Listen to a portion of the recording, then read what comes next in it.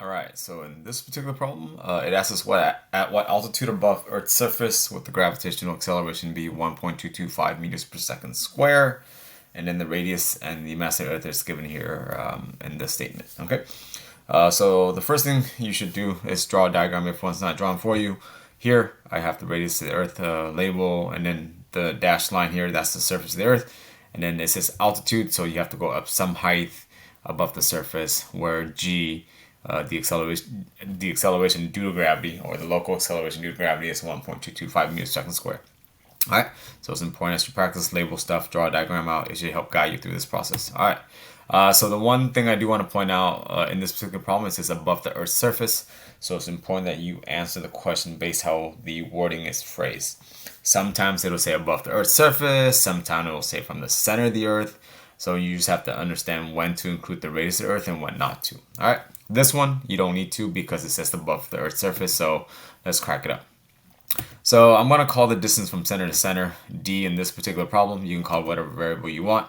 Okay, so d in this case is h plus r. Keep that in mind as we practice. Well, here is the generic function for acceleration due to gravity. Here, I just wrote the generic function here for Earth. Acceleration due to gravity is g m e for Earth, and then the distance from center to center square. All right, but we're just going to apply this twice. So here I'm just going to apply the acceleration due to gravity at the surface of the planet. So in this case, instead of x, I will call it r being the radius of the planet. And then m here, we're just talking about Earth, so I just left out the subscript for this one. But by all means, use the subscript e if you like. Okay. So the left side here is acceleration due to gravity at the surface of the planet. Because it is at the surface, I'm using the distance from center to center. So from center of the Earth to where the surface is, that's where my stopping point is. So the distance known as r in the diagram. Before I set up the right side of this particular work, I do want to point out this is a skill that I like to use. You don't have to. But what I like to do is I take the acceleration due to gravity at whatever altitude, and I will divide that by 9.8, and that'll give me a fraction of acceleration due to gravity. So in this case, if I take 1.225, which is given, I'll divide that by 9.8. It tells me that the acceleration due to gravity at this point is 1/8 of the acceleration at the surface of the planet. Okay. So if you understand that concept, hopefully keep along here. The 1/8 of what? 1/8 of the acceleration due to gravity at the planet. So you notice here, I have g divided by 8. So 1/8 is the same as dividing something by 8. The right side of the function is the same, except the distance here is different, right? X here, my work is generic. D is the distance from center to center. Well, D is measured in a diagram from the center of the Earth to where the altitude is, okay? Or the local acceleration is given. So in this diagram, I'm going to call from center of the Earth to where the problem stops. That distance is known as D.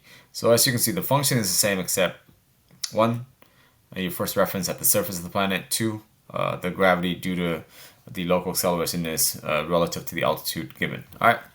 So once you get to this point, a lot of the work is over. All right. You just have to recognize what's the same, what's not the same. So what I like to do now is switch the r square and the g there, and then the d square and the g, for one reason. I can solve for g m over little g because these are all constants. Right, big G is the universal constant, m is mass of the Earth is a constant, and then the acceleration due to gravity at the surface of the planet is also a constant. So by doing so, I have two functions that represents big G, big M over G. Well, what I can do with these two functions now is I can set them equal to each other. Okay. So I highlight what's the same on both sides. Again, you just have to extract what's the same and then solve for those things and then set the two functions equal to each other, because that's what these type of ratio problems expect you to do. All right. So here I have r squared, which I just carry down, and then d squared over 8 I just carry down because these two things on the left are equal to each other. All right. So as you can see here, we're trying to ultimately solve for d because d has the h in it. To solve for d square, multiply both sides by 8. So 8 times r squared is equal to d squared. But you notice here d is not by itself yet. Let's square root that. Let's square root both sides. The square root of 8, and then the square root of r squared, and then the square root of d squared. The square root of 8 is 2.83. Square root of r squared is just r. And then the square root of d squared is just d. So now that we have d, right? D in this diagram is measured from the center of the Earth all the way to where the local acceleration due to gravity is, which is some altitude above the surface. Well, Now that you know D, it's super easy to find H. Well, D in this diagram is the distance H here plus R, right? If you watch my cursor, if you take it from there, that's H. Well, I'm not done yet, right? I gotta add the radius of the planet. That will equal to D. So here I have D is equal to H plus R plus H, however you want. Well, all I know is that I need to solve for H because it asks for the altitude above the surface of the planet. In order to solve for H, algebraically speaking, you have to subtract R from both sides. I just moved the positive R to the left side of the equal sign. I changed that plus sign to a negative sign. And then from here, we have D minus R. Well, we just found D. D is 2.83 R. So what I did was I substitute out D for 2.83 R, and then I'm going to minus R, which equals to H. Well, 2.83 R minus R, which is just 1 R, would just equal to 1.83 R. Okay, so this is where the 1.83 comes from, right? You have 2.83 R minus 1, so 2.83 minus 1 is 1.83. 1.83 of what? 1.83 of the radius of the planet, which in this case is given at the top here, which is 6.36 times 10 to the 6 meters. That's where this line comes in, okay? And therefore, if you multiply in your calculator, you should get a height of about 1.16 times 10 to the 7th meters, okay, in scientific notation. That's the first strategy to do. Now, the second strategy is to just go ahead and plug in values. Well, we know the acceleration due to gravity at the planet, at the surface of the planet, is 9.8 meters per second square. Well, the acceleration at some altitude is given to us as 1.225 meters per second. So the only thing difference here is I actually am using numbers now, 9.8 and the 1.22. The variables here are the same in the denominator, R being the radius of the planet, D being the distance from the center of the planet to where the altitude is. Okay. Here, I'm just going to solve for GM. Why? Because if I'm looking at this function, G and M appears on both functions. Capital G, capital M, capital G, capital M. So I can go ahead and isolate for capital G and capital M. So on the left side, I multiply both sides by R squared. On the function on the right, I multiply both sides by D squared so I can get GM by themselves. Therefore, now that we have GM equals to 9.8 R squared, and then we have GM, which is equal to 1.225 D squared, let's go ahead and set those two things equal to each other. So 9.8 R squared equals to 1.225 D squared. As you can see here, we need to solve for D squared again. To get D squared by itself, divide both sides by 1.225. So this is what it looks like. So I just moved the 1.225 down to the denominator on the left side because that's what dividing by both sides means. So here, 9.8 divided by 1.225 is going to give us a coefficient of 8. Well, the R squared is carried down, or the R squared is carried down here. Now, as you notice, to get D by itself, we still need to take the square root of both sides. So therefore, the square root of 8 is 2.83. The square root of R squared is simply R. The square root of D squared is simply D. So hopefully your algebra is good that you're keeping up here. Okay. Well, now that we have D, we have in our previous slide the statement that D is equal to H plus R plus H, however you want, because you're adding. And then to get H by itself, subtract R on both sides. And as you can see, the work comes out the same. Really, you can just stop here. I just proved to you that D is indeed 2.83 R. Well, if you kept to the diagram, the whole length of the purple arrow here is 2.83 R. From the center to the surface is the distance of R. So therefore, the remaining height must be 1.83 R. So 1.83 times the radius of the planet, which is given, and it will give you the same answer. Okay.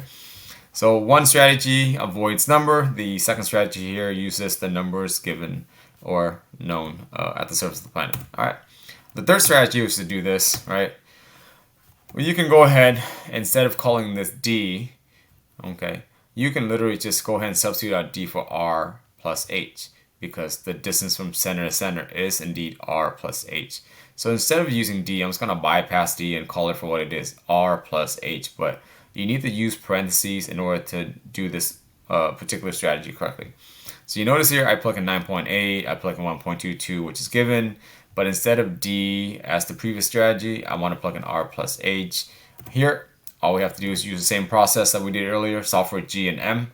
Okay, so if you kept with the second slide, in the second strategy, we solve for capital G, capital M because it appears in both functions.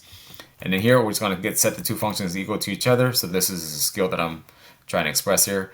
Look at the functions, see what's the same, isolate for everything that looks the same, and then just set the two functions equal to each other. Okay, So here on the left function, we have 9.8 times r squared, which I carry down. On the right function, we have 1.225 times r plus h parentheses square. So it's important that you do your algebra here correctly. Well, here, in order to solve for h, the first thing you should need to do is go ahead and divide both sides by 1.225, right? So this is just to get h by itself, or r plus h squared by itself. Well, 9.8 divided by 1.225 times r squared is equal to all this. So you know this term on the right here has to square. So I'm just going to go ahead and simplify this. 9.8 divided by 1.225 is 8. The r squared gets carried down. And then the right side, I haven't done anything except for, just to carry it down. But to get h by itself, the next step you need to do is the square root of both sides. So therefore, the square root of 8, which I wrote down, the square root of r2 is there. And then the square root of r plus h is just r plus h, because the square root of this cancels out with the exponent 2. Okay, so that's why we take the square root, because it'll get rid of this exponent 2 on the right side, which allows h to almost stand by its own. Well, you notice here, h is almost by itself, right? So you have this r here, and you have an r on the left side. So let's go ahead and simplify it. The square root of 8 is 2.83. The square root of r squared is just simply r, and you're multiplying. So really, it's just 2.83 times r. And then you have r. So in algebra, we combine like terms. Hopefully you do this correctly. This is r plus h. So therefore, to get rid of this r, you actually need to subtract, okay, not divide. Sometimes a common error is that folks wants to divide, and that is the wrong algebra. This is a plus r, because this is you're adding something, you're not multiplying. So therefore, to get rid of this r correctly, you subtract both sides by r. So I just moved the r to the left side, which changes sign. So instead of a positive r, it's now a negative r. So 2.83 r minus r is 1.83. Okay, r, as you can see here, h is the same. So if you plug in the value for r here, you get the same answer as the previous two sides. I'm just going to stop here because if you kept up with the first two sides, you end up with the same result. It's 1.83 the radius of Earth, and the radius of Earth is given here as 6.63 times 10 to the 6. So if you plug it in the calculator, you are all good to go. All right, stay nerdy, don't be whack. Pick a strategy that works for you.